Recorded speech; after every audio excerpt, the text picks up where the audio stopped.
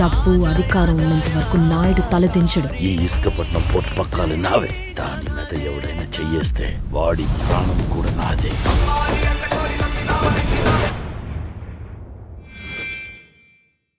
కోడల్స్ని కంట్రోల్లో పెట్టే అత్తగారులో ఉన్న సీరియల్స్ అన్ని సెట్ చేసి పెడితే చూసి మీ అక్క మీద ప్రయోగించదని. కోడల్ని కాల్చుకు తినే రైటర్స్ ఉండొచ్చా? ఆళ్ళ ఉండకూడదు. మరి సీరియల్స్ ఎలా వస్తాయి? నీ ఇన్స్టా ఐడి ఏంట్రా? బేబీ కాల్స్ మీ చిన్ను. డాడీ కాల్ మీ సెలర్నా కొడక నెట్టుకోవాల్సింది. పెట్టుకోరా బాగుంటది. నాది ఇక నుంచి నా దయా దాక్షిణ్యాల మీదే మీరు ఇక్కడ ఉండాలి. నేను మొండిదాన్ని, ఊరుకునేదే లేదు.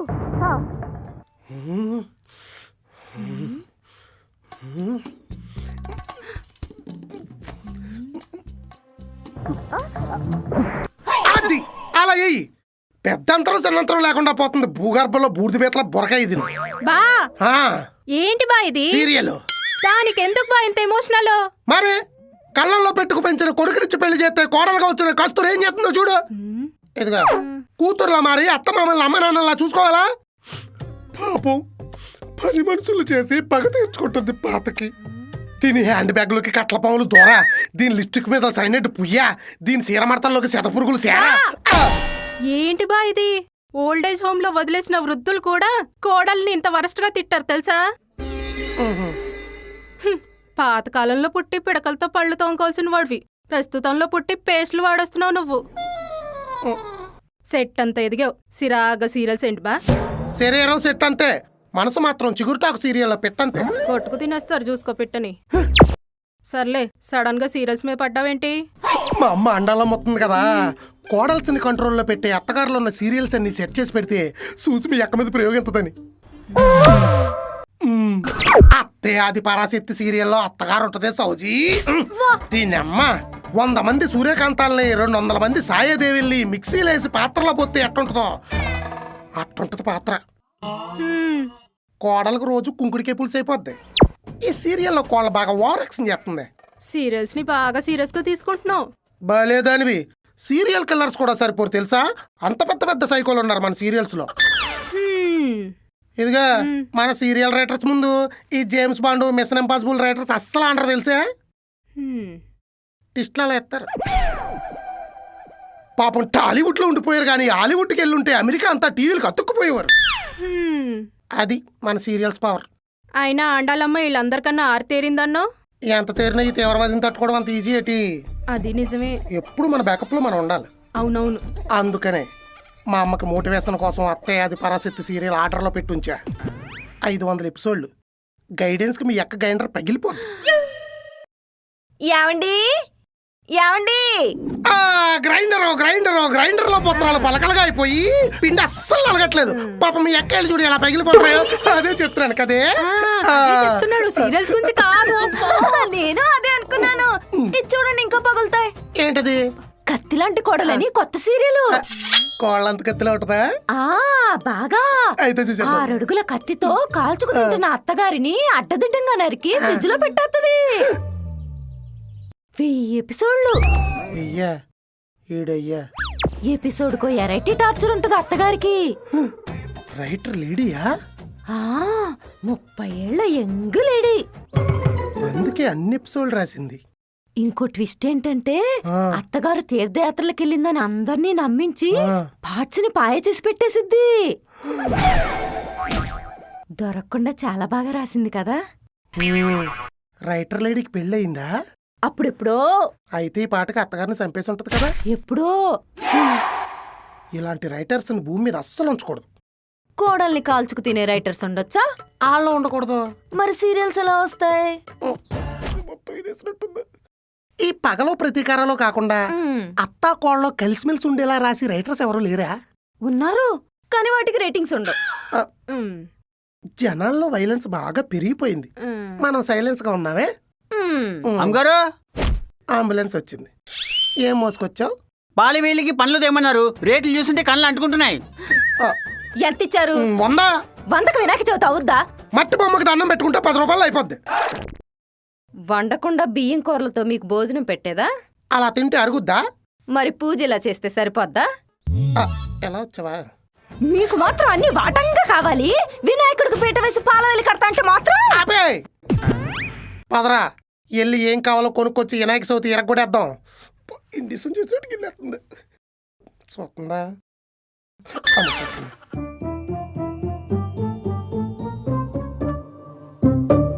నువ్వేంటే అక్క పార్టీలోంచి బావ పార్టీలోకి జంపా? చీ చీ చీ, జంప్ అయితే డంప్ అయిపోను. ఇన్ఫర్మేషన్ కోసం ఈ పర్ఫార్మెన్స్ అంతా నమ్మొచ్చా? స్వచ్ఛంగా అత్తగారిని రప్పిస్తున్నా అంటే నమ్మినట్టు నటిస్తున్నా. రప్పించేస్తున్నాడా? అయ్యారు హ్మ్, నిజంగానే వినాయక చవితి ఇష్టంగా చేస్తున్నారా అండి? నేను ఇష్టంగానే చేస్తాను రా, మీరే ఇన్స్టా కోసం చేస్తారు. హ్మ్. అవును రే, ఆ. నీకు ఇన్స్టా ఐడి ఉందేట్రా? పర్సనల్ గా పెద్ద ఇంట్రెస్ట్ లేదండి, పెళ్లి కోసం పెట్టుకోవాల్సి వచ్చింది. ఏంటి ఇన్స్టా ఉంటే పెళ్ళి అవుద్దా? ఆ. అవునులే, ఇప్పుడు పుట్టిన దగ్గర నుంచి పాడెక్కేదాకా ఏ కార్యక్రమం ఉన్నా ఇంట్లో ఎక్కడ జరుగుతుంది? ఇన్స్టాలోనే కదా. ఎగ్జాక్ట్లీ. ఆ, నీ ఇన్స్టా ఐడి ఏంట్రా? బేబీ కాల్స్ మీ చిన్ను. డాడీ కాల్ మీ సెలర్నా కొడక నెట్టుకోవాల్సింది. పెట్టుకోరా, బాగుంటది. హ్మ్. ఏమయ్యో లైక్ కొట్టినట్టుంది. ఏంటి మీరు నన్ను ఫాలో కొట్టారా? కొడితేనే కదరా నీ భోగోతాలన్నీ నాకు తెలిసేది. కొడితే కొట్టారు కానీ ఆ. మన ఇంట్లో పోస్టులు ఏమి నాకు ట్యాగ్ చేయకండి. చేస్తేనే కదరా నువ్వు ప్యాన్ ఇండియా పనివాడు మరి ఇండియా మొత్తం తెలిసేది. ఏ ప్రపంచం మొత్తం తెలియాలా? తెలిసి నాకు పెళ్ళి అవుదా? ఆ వద్దులేరా, మంచి పని మనిషి ప్రొఫైల్ దొరికినప్పుడు. దొరికినట్లే. లేకపోతే నా టీషర్ట్లు కళ్ళజోళ్ళు బూట్లు వేసుకుని ఫోటోలు తీసుకుని పోస్టులు ఎడతావరా? మీకెలా తెలుసు? నీ సిన్నులన్నీ నా స్నేహితులు పంపితేను. సెల్ఫ్లో సూట్ కూడా ఉంది, వేసుకోపోయావా? సూట్ అవసరండి, తెలిసిపోద్ది. కొట్టాడంటే ముఖం వేసిపోద్ది. పాద పెళ్ళన్నా నిజాయితీగా చేసుకోరా ఎదవా. ఆ. అలాగే. నువ్వు నడుస్తా ఉండరా, నేను వస్తాను. ఆ.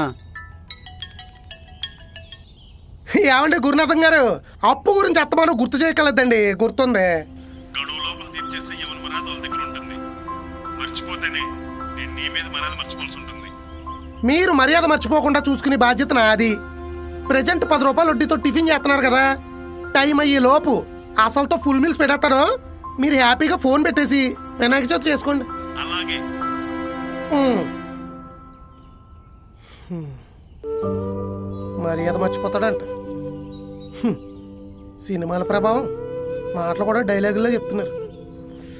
డబ్బులు డబ్బులు.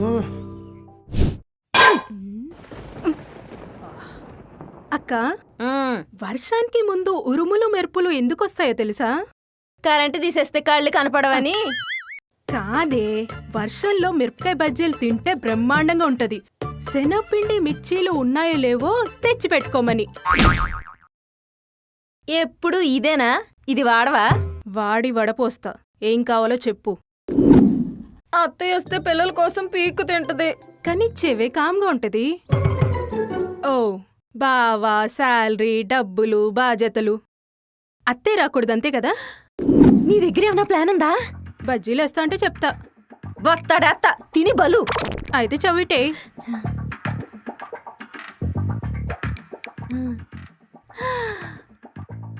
ప్రస్తుతానికి పప్పం గడిపేయచ్చు. ఎల్ బజ్జీలే. నీ బజ్జీలో బాంబెట్ట. ఎక్కువగా ఈ ట్రాఫిక్ జామ్ అనేది మాత్రం కనిపిస్తుంది. ఎందుకంటే ఈ రోజు రేపు మండపాల్లో ఇది ప్లేట్ అట్టుకోండి.